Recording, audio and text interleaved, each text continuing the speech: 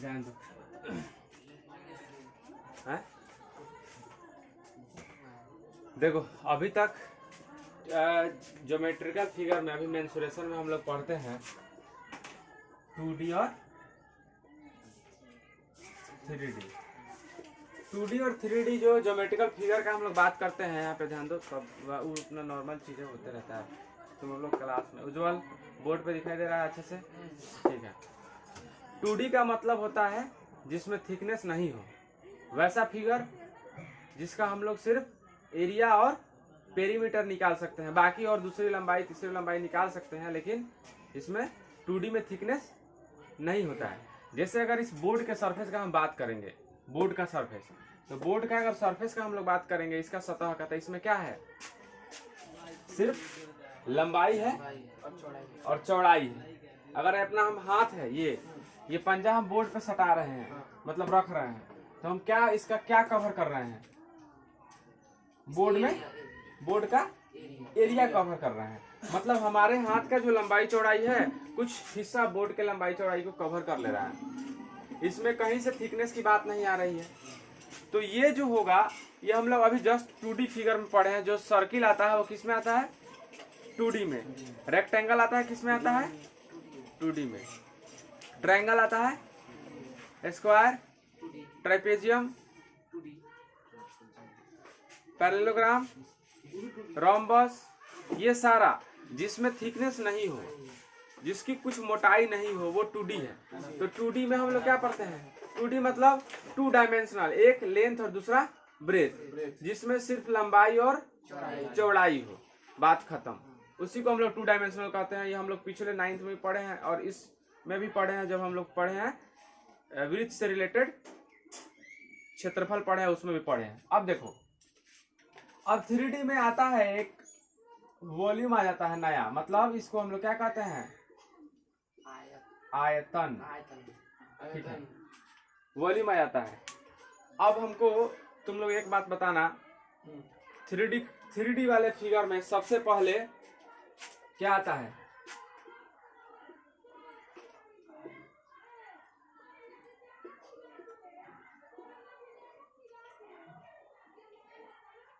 घनाभ आता है, क्यूबॉइड,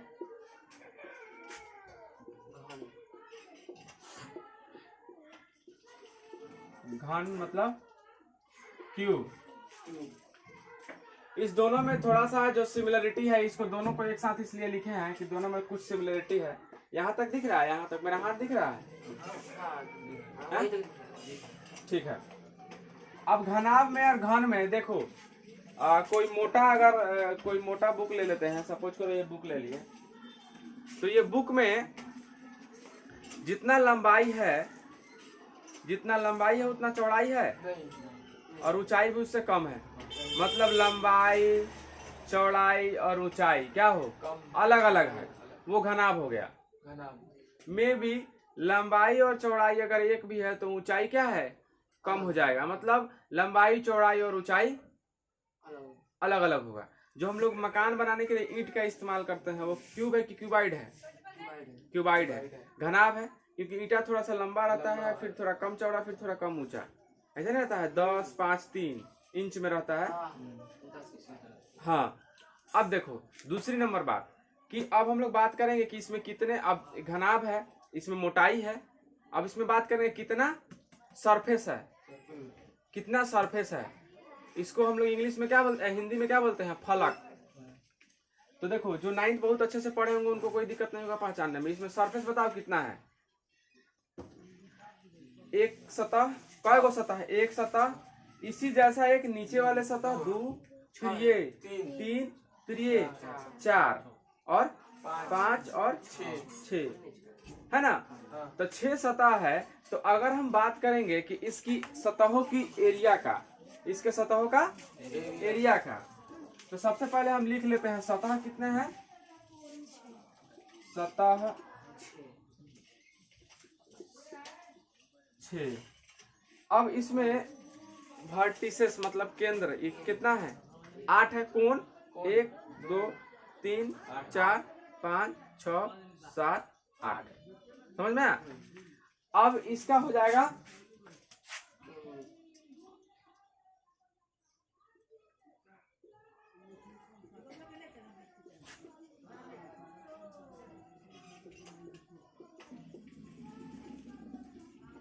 किनारा। अब आते हैं किनारा पे। इसमें किनारा कितना है, कितना है तुम बताओ अंजलि? हाँ 6 है, 6 है बस।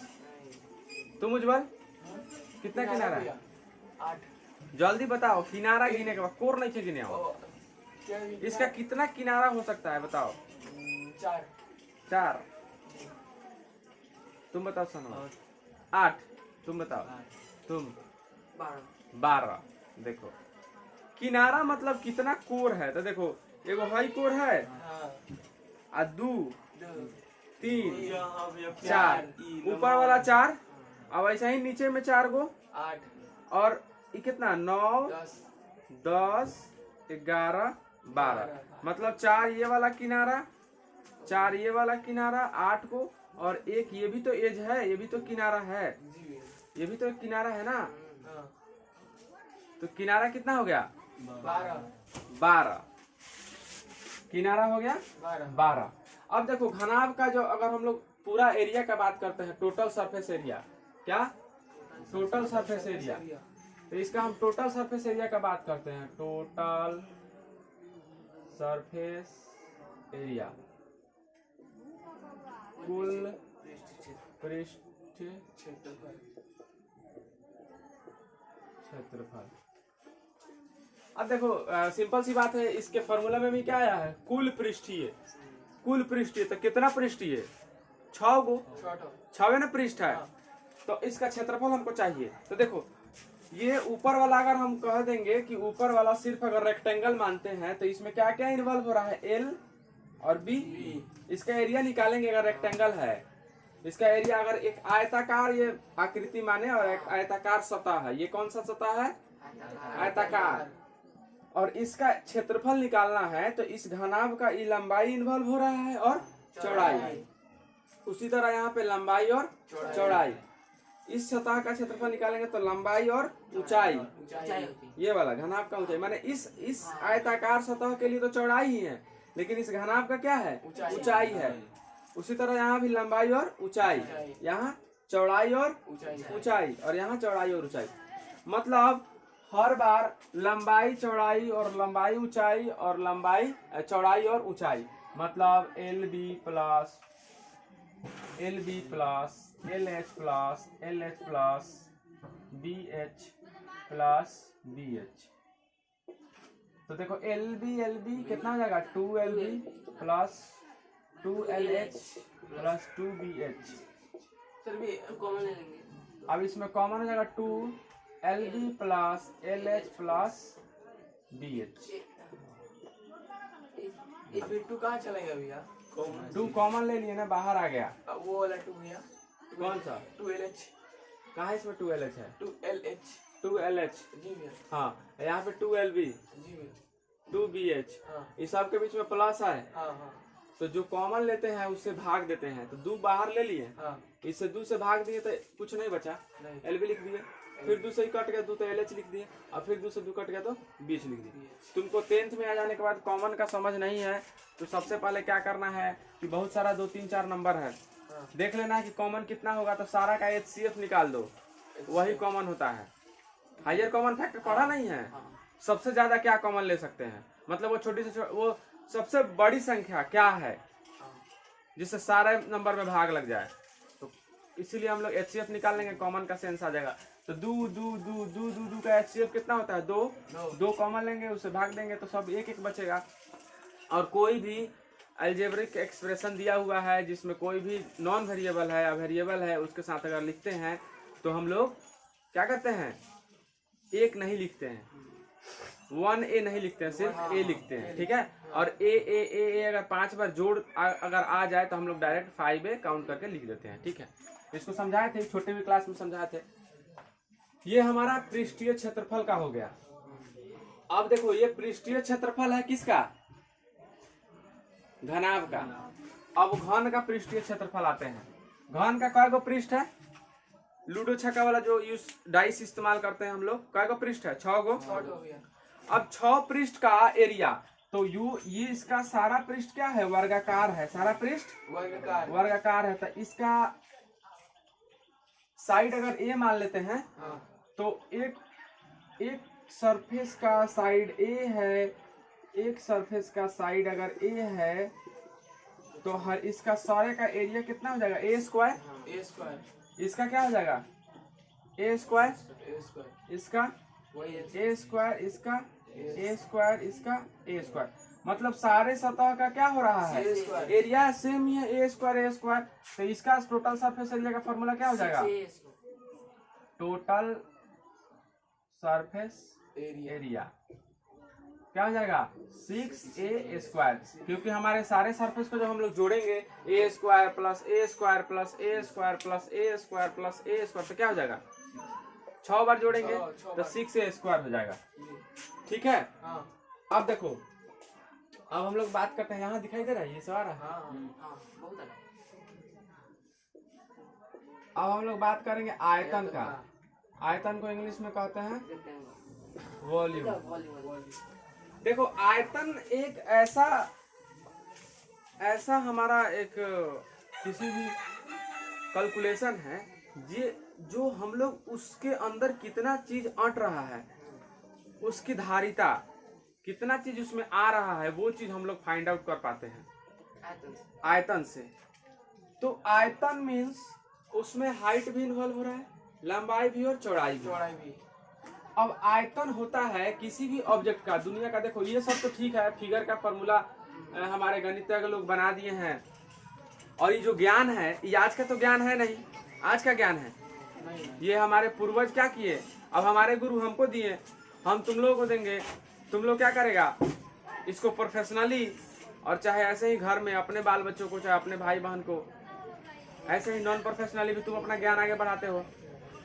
घर में कोई बउआ पढ़ता है तो नहीं, इसको ऐसे करते हैं, ये चीज होता है, ऐसा होता है ना। तो जो ट्रेडिशनली जो शुरू से आ रहा है, जो हमारे कुछ पैमाना है, जो गणितज्ञ लोग डिसाइड कर दिए हैं कि हाँ इसका फॉर्मूला ये होता है, तो लोग आसानी से रट लेता है। लेकिन फॉर्मूला डिराइव कैसे होता है, जो समझ लिया वो किसी तरह का आकृति को डिफाइन कर सकता है। सपोज करो, तो आयतन का मतलब होता है आधार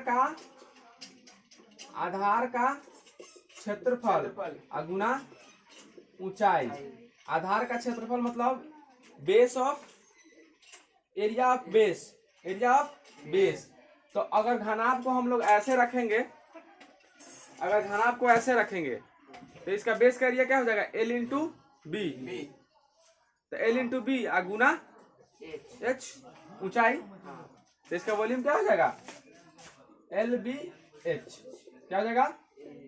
LBH। इसका वॉल्यूम क्या होगा? यूनिट क्यूब होगा, और इसका वॉल्यूम होगा यूनिट स्क्वायर। यूनिट स्क्वायर मतलब जो यूनिट दिया रहेगा, मीटर दिया रहेगा तो मीटर स्क्वायर, सेंटीमीटर दिया रहेगा तो सेंटीमीटर स्क्वायर, फुट दिया रहेगा तो फुट स्क्वायर, अगर इंच दिया रहेगा तो इंच स्क्वायर, ठीक है। मिलीमीटर दिया रहेगा तो मिलीमीटर स्क्वायर, ठीक है। किलोमीटर दिया रहेगा तो किलोमीटर स्क्वायर, कुछ भी दिया रहेगा स्क्वायर लगा देना है, इसमें क्यूब लगा देना है, मतलब घन। क्यूब क्यों लगेगा? क्योंकि देखो इसमें 3 बार गुना हो रहा है। लंबाई का अगर सेंटीमीटर रहेगा, चौड़ाई का सेंटीमीटर रहेगा, ऊंचाई का सेंटीमीटर, सब सेंटीमीटर गुना होगा। कितना हुआ? 3 डायमेंशनल मतलब पावर 2, 2 डायमेंशनल मतलब पावर 2 डायमेंशनल में एरिया आएगा। बस पेरीमीटर जो हम लोग निकालते हैं वो क्या है? सिर्फ लेंथ निकालते हैं ना चारों तरफ का। समझ में आ रहा है कि नहीं? अब देखो, अब तुम कहेगा कि ठीक है आप तो घनाभ को ऐसे रखे हैं, तब एरिया LBH, आयतन LBH हुआ है। किसी दूसरे तरीका से हम रखना चाहते हैं, ऐसे रखना चाहते हैं, ठीक है। ऐसे रखेंगे तो क्या इन्वॉल्व हो रहा है? B और H, और इसका ऊंचाई तो L है ना। अब इसका ऊंचाई तो L है, तो वो आ गया, LBH आ गया, मतलब BHL आ गया, तो LBH हो गया। अब ABC में गुना करे, चाहे CBA में गुना करे। तुम लोग पढ़ा ना अलजेब्रा में, जोड़ का नियम क्या होता है? A plus B plus C बराबर C plus B plus A। कोई दिक्कत नहीं है। A इंटू B बराबर तो B into A। Competitive law पढ़ा है ना, ठीक है। क्रम विनिमय जिसको कहते हैं ना। चलिए, ये हमारा आयतन होगा किसका? क्यूबाइड का। तो उसी तरह घन का आयतन क्या हो जाएगा? घन का आयतन क्या हो जाएगा? a का पावर 3। क्या सनवर? कैसे हाँ? कैसे क्यों होगा? कैसे क्यों होगा? हम बोले हैं आधार का क्षेत्रफल, आधार का क्षेत्रफल। तो घन अगर किसी भी आधार में रखा जाएगा तो उसका सरफेस, एक एक सरफेस टच होगा, हाँ उसका एरिया क्या होगा? ए स्क्वायर, A क्योंकि स्क्वायर। सारे सरफेस का एरिया क्या है? बराबर बराबर है ए स्क्वायर। और उसका हाइट क्या होगा? ए होगा। ए होगा। तो 3 बार ए को गुना करेंगे तो क्या हो जाएगा? एक ही हो जाएगा। एक ही हो जाएगा। एक ही हो जाएगा। समझ में आ रहा है ना? हाँ। देखो तो घन का आयतन, घन का आयतन, घन का पृष्ठ क्षेत्रफल और घनाभ का आयतन और घनाभ का पूर्ण पृष्ठ क्षेत्रफल, ये याद करने की जरूरत है कि अभी याद हो गया? याद हो गया, थोड़ा बहुत याद कर तो फिगर बना के लिखो इसको। जी ये कमजोर